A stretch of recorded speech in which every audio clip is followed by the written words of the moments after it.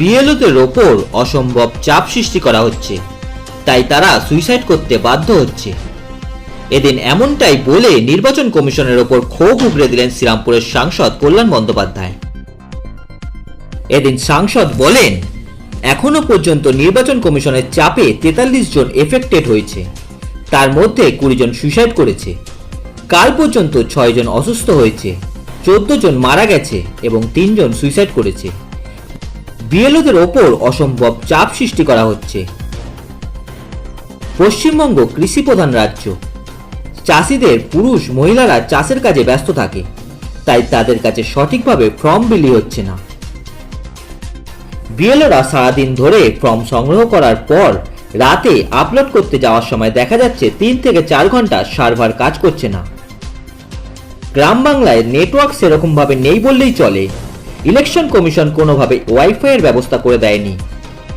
এছাড়া মধ্যবয়স্ক বিএলওদের কম্পিউটার সম্বন্ধে কোনো জ্ঞান নেই, তাই তারা ঠিকভাবে কাজ করতে পারছে না। প্রায় 24 ঘন্টা ধরে বিএলওদের কাজ করতে হচ্ছে, যেটা সাধারণ মানুষের ক্ষেত্রে প্রায় অসম্ভব। এর পাশাপাশি এদিন শ্রীরামপুরের সাংসদ বিরোধী দলনেতা শুভেন্দু অধিকারীকে কাথির বাংলা খেকো হোমো বলে কটাক্ষও করেন। এদিন সাংসদ বলেন, শুভেন্দু বিএলওদের পঞ্চায়েত অফিসে বসতে দিচ্ছে না। ভোটারদের অবস্থা আরো শোচনীয়। অনেকের নাম 2002 এর আগে ভোটার লিস্টে ছিল, কিন্তু অন্যত্র জব ট্রান্সফার হওয়ার জন্য প্রচুর ভোটারের নাম 2002 এর ভোটার লিস্ট থেকে বাদ গেছে। এর পাশাপাশি এদিন শ্রীরামপুরের সাংসদ বলেন, এই গোটা বিষয়ে বিএলও ও ভোটাররা ভালোভাবে এফেক্টেড হচ্ছে। চিফ ইলেকশন কমিশন দিল্লিতে এসি ঘরে বসে বসে ইনস্ট্রাকশন দিচ্ছে ও বিএলওদের থ্রেট করছে, তাই তার উচিত দিল্লির ঠান্ডা ঘরে না বসে থেকে গ্রামে গ্রামে ঘুরে গোটা বিষয়টি দেখা, তাহলে তিনি বুঝতে পারবেন। এবং গ্রাম বাংলার দিকে বাংলা মানে এটা যতই ডিজিটাল ইন্ডিয়ার কথা বলুক তা তো হয়নি। কোনো নেটওয়ার্ক নেই, ওয়াইফাই অ্যারেঞ্জমেন্ট করে দেয়নি ইলেকশন কমিশন। এবং যারা একটু মধ্যবয়স্ক বা উপরে মানে মধ্যবয়স্ক একটু তাদের চেয়ে বয়স বেশি, তারা তো ওয়েল অ্যাকাউন্টেড নয় with this computer and other system. তারা আপলোড করতে পারছে না, তারা প্রেসারে রয়ে যাচ্ছে। এই প্রেসারে থাকার জন্য তাহলে নেট কি জিনিসটা হচ্ছে, সারাদিনে 24 ঘন্টা একটা লোককে কাজ করতে হচ্ছে বিএলও। এটা হিউম্যানলি ইম্পসিবল জায়গায় চলে গেছে। এরা কাজ করতে পারছে না, কান্নাকাটি করতে চারিদিকে। একটা সিস্টেম করা হয়েছিল যে পঞ্চায়েত অফিস যেগুলো জানেন, সেগুলো আধা সরকারি অফিস, সেখানে ওয়াইফাই থাকে। এই বিজেপির লোকগুলো এমন এই বাংলা খেকো হোমোটা এমন প্রেসার ক্রিয়েট করেছে, কাকি বাংলা খেকো হোমোটা, তাহলে পঞ্চায়েত অফিসে পর্যন্ত বসতে দিচ্ছে না। আরে পঞ্চায়েত অফিস তো সরকারি অফিস, সেখানে কেন বসবে না? তাদের সেখানে পর্যন্ত বসতে দিচ্ছে না, এমন প্রেসার ক্রিয়েট করেছে। সিও কালকে আমি বললাম, বলুন আমি বলিনি, আপনি বলেননি তো কি, এটা হয়েছে, আপনারা বন্ধ করুন। চারিদিকে এবং ভোটারদের অবস্থা খুবই করুণ। আমি আপনাকে একটা ছোট্ট এক্সাম্পল দিচ্ছি। কালে আমার কনস্টিটুয়েন্সির একজন মহিলা, সে আমার টেলিফোনে রাত্রিবেলার কথা বলেছে। তার শাশুড়ির নাম নেই, 2002 এর এসআইআর এর নাম নেই, কিন্তু পশ্চিমবাংলার মানুষ। উনি রেলে কাজ করতেন, মানে ওনার স্বামী শ্বশুর মশাই মারা গেছে 1995 সালে। ওনারা খড়গপুরে পোস্টিং ছিলেন, তখন ভোটার লিস্টে নাম ছিল। এবার ঠিক 2002 সালে 2001 শেষে ওনারা ট্রান্সফার হয়ে যান ঝাড়গ্রাম। এবার 2002 এসআইআর লিস্টে নাম নেই তাদের। এবং পরবর্তীকালে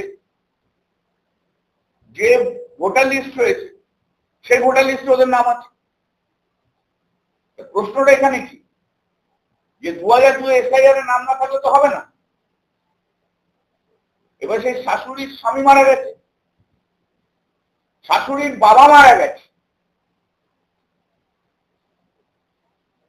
মা মারা গেছে, তাদের এপিক কার্ড ফেপিক কার্ড কিছু ন্যাচারালি কোনো মতে জানা যাবে না। তো এই প্রশ্ন এইভাবে কি এসআইআর হয়? জেনুইন ভোটার, জেনুইন রিজনে ট্রান্সফার হয়েছে, রেলে কাজ করে। তো আমি তাকে অ্যাডভাইস করলে, ওখানে আত্মীয় রয়েছে, তার শাশুড়ি কেউ বেঁচে নেই, বলে জ্যাঠামশাই বেঁচে আছে। আত্মীয় যদি হয়ে থাকে, আত্মীয় আছে, আমরা জ্যাঠামশাইয়ের এপিক কার্ডের নাম্বার দিয়ে ফর্ম ফিল আপ করতে বলুন, তারপর আমি দিচ্ছি। প্রচুর ভোটার তাদের 2002 হয়তো এসআইআর নাম ছিল না, পরবর্তীকালে নাম এসেছে, তাদের বাবা মা মারা গেছে, বিভিন্ন জায়গায় চাকরি করতো, ট্রান্সফারেবল জব কোথায়। আমাকে যদি বলেন আমার বাবার এপিক কার্ড নাম্বার কত, আমি পাবো না? মায়ের এপিক কার্ড নাম্বার পাবো আমি? তা তো বাঁকুড়ার ভোটার ছিল। Is it possible?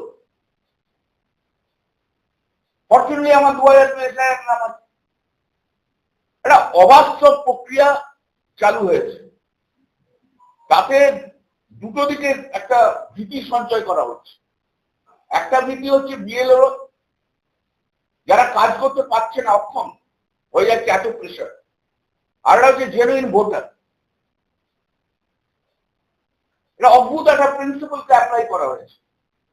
আইনে কোথাও নেই যে স্পেশাল ইন্টেন্সিভ রোল করতে গেলে পুরনো 2002 মানে এসআইআর কে অবলম্বন করে করতে, কোথাও নেই। বেআইনি কাজ হচ্ছে পুরো। চিফ ইলেকশন কমিশনার যিনি আছেন, তিনি তো দিল্লিতে ঠান্ডা ঘরে বসে বসে পরপর ইনস্ট্রাকশন দিচ্ছে, থ্রেট যাচ্ছে। যারা বিএলও আছে তাদের থ্রেট যাচ্ছে, সেই থ্রেটে তারা ভয় খেয়ে, এই তো দেখুন না, সুইসাইড, অসুস্থ, expire, attempt to commit suicide, এই তো চার্ট দিয়ে বসে আছেন। আমি আপনাদের মাধ্যম দিয়ে চিফ ইলেকশন কমিশনারকে বলবো, আপনি দিল্লিতে ঠান্ডা ঘরে বসে না থেকে আপনি পশ্চিমবাংলার গ্রামে গ্রামে দুদিন ঘুরুন ভাই। ঠান্ডা ঘরে বসে বসে অনেক বড় বড় জ্ঞান দেওয়া যায়। জীবনে কোনোদিন মাঠে করেননি, অমিত শাহ আপনি সেক্রেটারি ছিলেন, তো আপনি কি জানেন? I will request the Chief Election Commissioner kindly move around the villages of the West Bengal, rural areas of the West Bengal.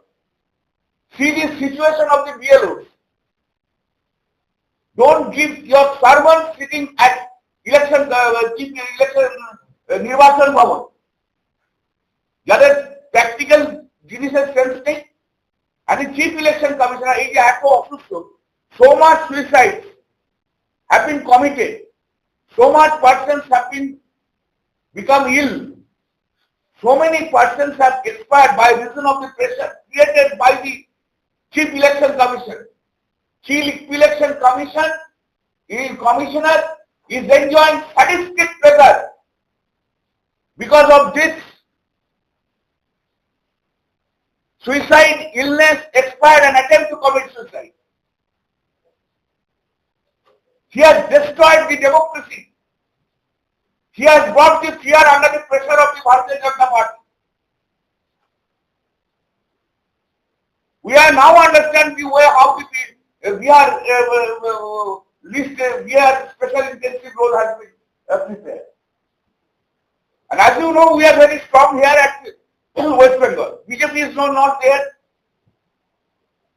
Congress is not there. We are dealing with the entire matter. We can understand the practical problem.